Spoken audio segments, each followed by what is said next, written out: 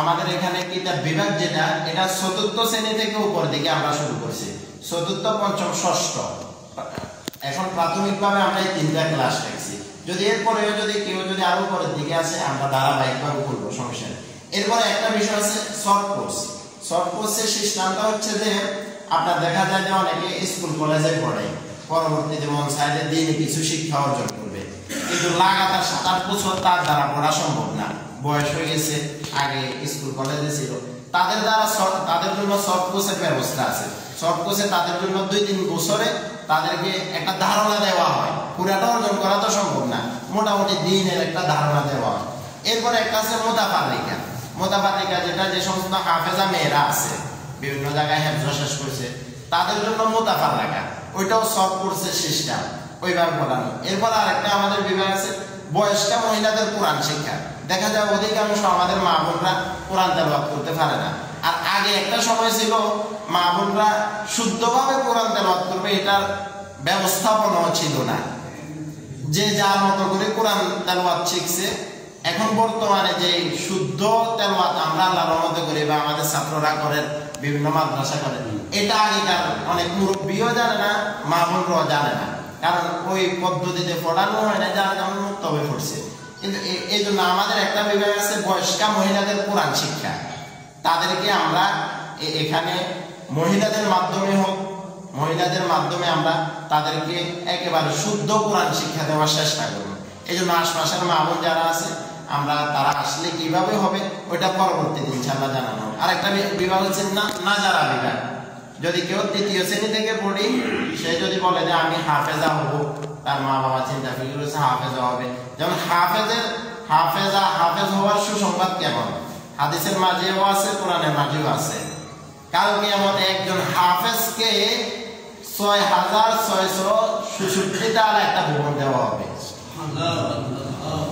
দেওয়ার পর তার মা বাবার ফায়দাটা কেমন, হাদিসের মাঝে আছে যে ওই মা এবং বাবাকে কাল কিয়ামতে আল্লাহ তাআলার পক্ষ থেকে 2টা নূরের টুপি পরিধান করানো হবে, এমন উজ্জ্বল পরিধান করানো হবে যে সূর্য এবং চন্দ্রের আলো এখানে আর থাকবে না। এই টুপি 2টা এমন আলোকিত হবে। তো সমাজের যারা বড় বড় ব্যক্তি ছিল বা দুনিয়াবী ব্যক্তি ছিল, তারা বলবে যে অমুক তো আমার বাড়িতে কাজ করতো, হাদিসের মাঝে এভাবে আছে যে অমুক তো আমার চাকর ছিল বা অমুক তো এই পর্যায়ে ছিল, এখন আজকে আখিরাতে তার এত দাম কেন?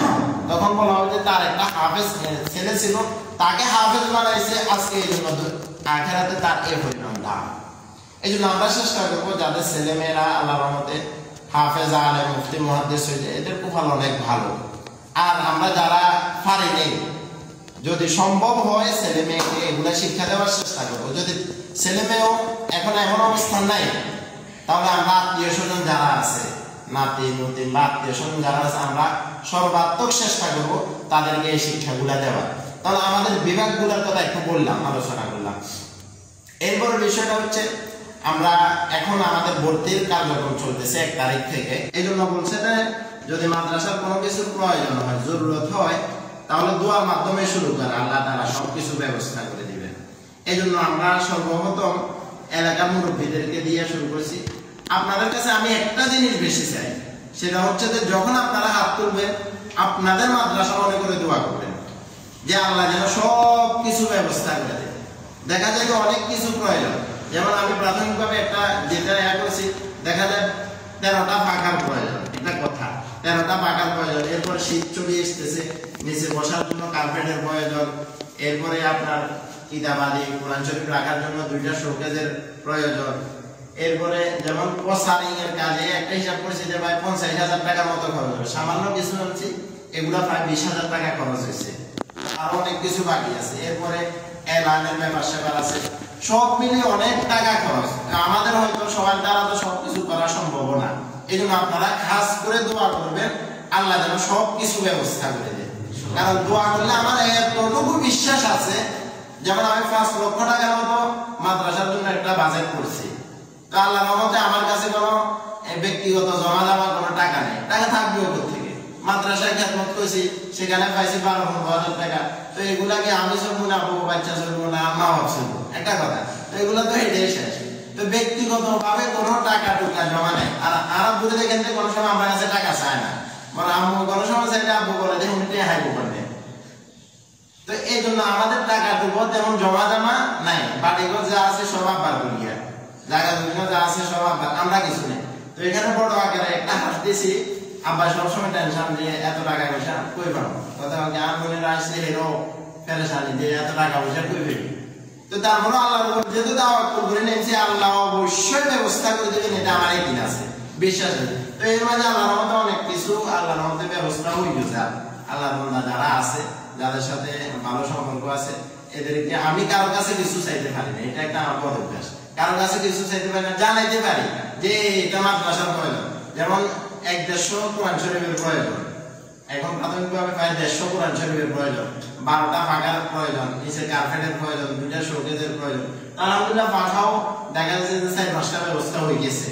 তো আরো আস্তে আস্তে সবকিছু আল্লাহ তাআলা ব্যবস্থা করে দিবেন, এটা ইনশাআল্লাহ বিশ্বাস আছে। আল্লাহর উপর ব্যবস্থা করে দিবেন। তো আপনারা যারা আছেন, আপনাদের কাছে শুধু দোয়া চাই। আর সবাই সবার স্থান থেকে যদি একজনকে আপনি যদি বলেন যে আমাদের মাদ্রাসার জন্য একটা পাকা প্রয়োজন, যদি দিবে হয় তাহলে বললে সমস্যা নেই, এটা কথা। তো এই বিষয়ে ইনশাআল্লাহ আপনারা সবাই সর্বাত্মক সহযোগিতা সবকিছু চেষ্টা করবেন। আর আল্লাহর রহমতে মাদ্রাসা যেহেতু প্রতিষ্ঠা হওয়া, তো ইনশাআল্লাহ এতটুকু বিশ্বাস রাখতে পারেন আমাদের মাদ্রাসা পড়ালেখার মান, আমল আখলাক, তারবিয়ত আল্লাহর রহমতে আশপাশের যত প্রতিষ্ঠান আছে সবগুলা থেকে উন্নত হওয়ার চেষ্টা করবো ইনশাআল্লাহ, যদি আপনাদের সহযোগিতা থাকে। আর মাদ্রাসা কিন্তু এক জায়গাতে থাকলে দেখা যায় অনেক সময় অনেক সমস্যার সম্মুখীন হয়, বিভিন্ন ফিতনা ফাসাদ বা অনেক প্রকারের জায়গামিলা হতেই পারে, এটা স্বাভাবিক হওয়াটা এক জায়গাতে থাকবে। এই জন্য আপনাদের কাছে যে জিনিসটা আহ্বান করবো, যদি কারোর কাছে কিছু শুনছে মাদ্রাসার বিষয়, আমার বিষয় বা কোনো একজনের বিষয়, সর্বপ্রথম আমাকে জিজ্ঞাসা করবেন আপনাদের সন্তান হিসেবে, এটার অধিকার আপনাদের আছে যে এটা কি মাদ্রাসায় এমন সমস্যা হয়েছে কিনা। স্বাভাবিক হয়, অনেকে হয়তো ষড়যন্ত্রমূলক কোনো কথাবার্তা বলতে পারে, বিভিন্ন সমস্যা হতে পারে। এই জন্য সামনে ইসলামকে কিভাবে ইসলামকে শেষ করা যায়, এই জন্য ইহুদি খ্রিস্টানরা তো সব সময় এটা পেছনে লাগানো হয়ে আছে। এই জন্য আপনাদের সন্তান হিসাবে যদি কোনো পরামর্শ থাকে, পরামর্শ এটা নিজের মনে করে দিবেন, আমি এটা গ্রহণ করবো অবশ্যই ইনশাআল্লাহ, যদি মাদ্রাসার কল্যাণ হয়। যদি মাদ্রাসার কোনো বিষয় যে এটা এভাবে করলে ভালো হয়, এটা এভাবে না করলে ভালো হয়, আপনারা পরামর্শ দেবেন, এটা আপনাদের অধিকার, এটা আপনারা আমাকে বলবেন, ওই অনুযায়ী আপনাদের পরামর্শ কিন্তু মাদ্রাসারও উপকার হচ্ছে, এটা আমি করব। এই যে বাড়াতে একটা মাদ্রাসা শুরু করেছি, যেমন এটা বিদ্যুৎ বিল সহ, পানি বিল সহ, মাদ্রাসার ভবন ভাড়া সহ প্রায় 15,000 টাকা প্রতি মাসে খরচ। এরপরে প্রাসঙ্গিক খরচ যেমন শিক্ষিকা খরচ, বিভিন্ন সব মিলে আমি একটা হিসাব করেছি যে প্রতি মাসে এখন প্রাথমিকভাবে প্রতি মাসে 50 থেকে 60,000 টাকা লাগবে। তো কোত্থেকে আসবে কি আসলে আমি কিছু জানি না, যেটা আপনাদেরকে বলতেছি, দোয়া করলে আল্লাহ তাআলা অবশ্যই ব্যবস্থা করে দিবেন ইনশাআল্লাহ।